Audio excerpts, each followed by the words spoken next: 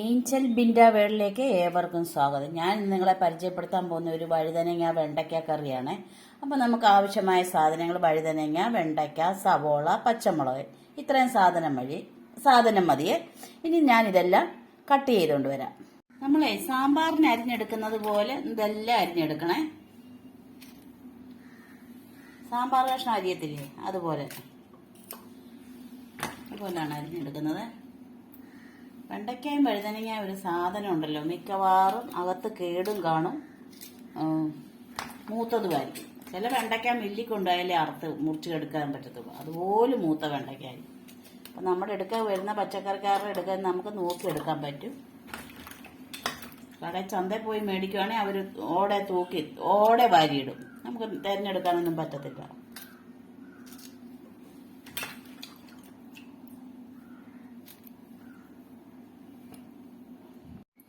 നമ്മളിതെല്ലാം കൂടെ ഒന്നിച്ചാണ് അരിയുന്നത്. പച്ചമുളകും സവോളയും തക്കാളിക്കായും എല്ലാം ഒന്നിച്ചിട്ട് അങ്ങ് അരിഞ്ഞെടുക്കണം, വെവ്വേറെ അരിയണ്ട.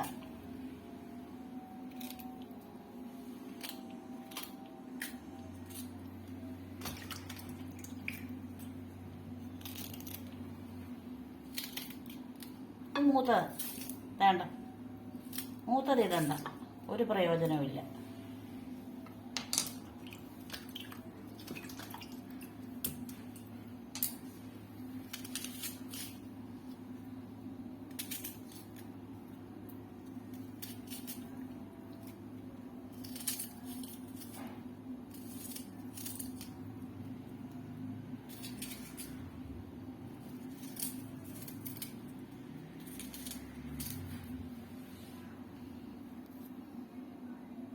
ഇനി നമ്മളൊരു ചീനച്ചട്ടി എടുക്കുക, അത് അടുപ്പിലോട്ട് വെക്കുക.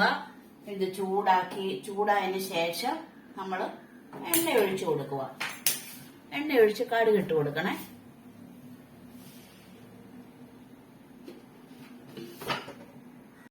നമുക്ക് എണ്ണ ചൂടായിട്ടുണ്ട്, നമുക്ക് ആവശ്യത്തിന് കടുക് ഇട്ട് കൊടുക്കാം.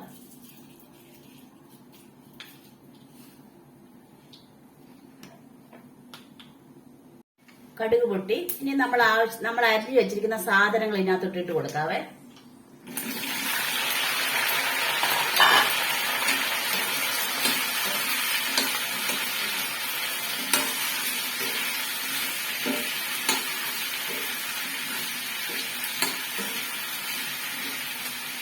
ഇതൊന്ന് വാടി കിട്ടുന്നിടം വരെ നമുക്ക് വെയിറ്റ് ചെയ്യാം. അപ്പൊ നമ്മുടെ കഷ്ണങ്ങളൊന്ന് വാടി കിട്ടിയിട്ടുണ്ട്. ഇനി നമുക്ക് ഇതിനകത്ത് ആവശ്യമായ മുളക് പൊടി, മല്ലിപ്പൊടി, മഞ്ഞൾപ്പൊടി ഇവ ചേർത്ത് കൊടുക്കാം. മല്ലിപ്പൊടി ഒരു ശകലം കൂടുതൽ ചേർക്കും. ആദ്യം തന്നെ മഞ്ഞൾപ്പൊടി ഇടുവാണ്. മഞ്ഞൾപ്പൊടി ഇട്ടതിന് ശേഷം നമ്മളൊന്ന് ഇളക്കണം.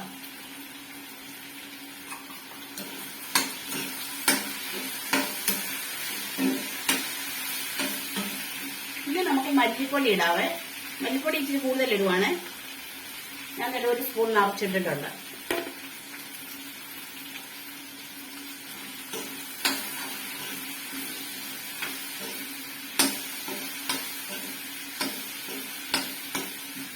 നമുക്ക് ആവശ്യമായ മുളക് പൊടി ചേർത്ത് കൊടുക്കാവേ.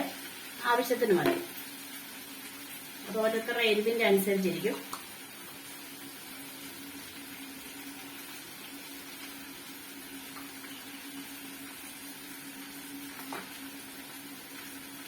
ഇത് ഇനിയും കിടന്നേണ്ട എണ്ണയും ഈ കഷ്ണങ്ങളും ഈ നമ്മൾ ചേർത്ത പൊടികളും എല്ലാമായിട്ടൊന്നും വഴറ്റി കിട്ടണം. നല്ലപോലെ ഇളക്കിയെടുക്കാവേ.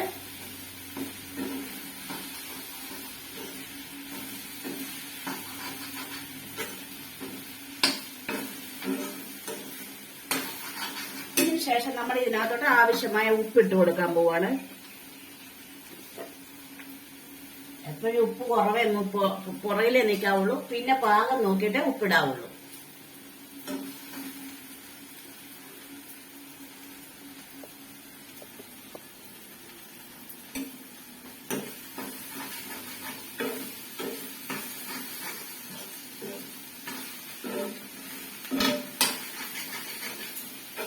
നമുക്ക് ആവശ്യത്തിന് വെള്ളം ഒഴിക്കാവേ.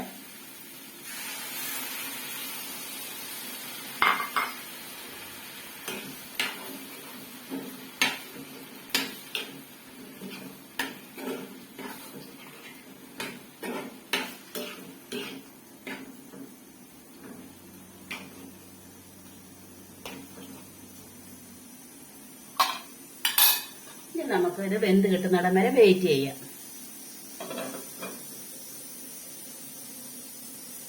അപ്പോഴത്തേക്കും നമ്മുടെ കറി പാകമായി വരുന്നുണ്ട്. അപ്പോഴത്തേക്കും നമ്മുടെ കറി റെഡിയായി. എൻ്റെ ഈ വീഡിയോ കണ്ട എല്ലാവർക്കും നന്ദി, നമസ്കാരം. എൻ്റെ ഈ ചാനൽ സബ്സ്ക്രൈബ് ചെയ്യാനും ഷെയർ ചെയ്യാനും മറക്കല്ലേ.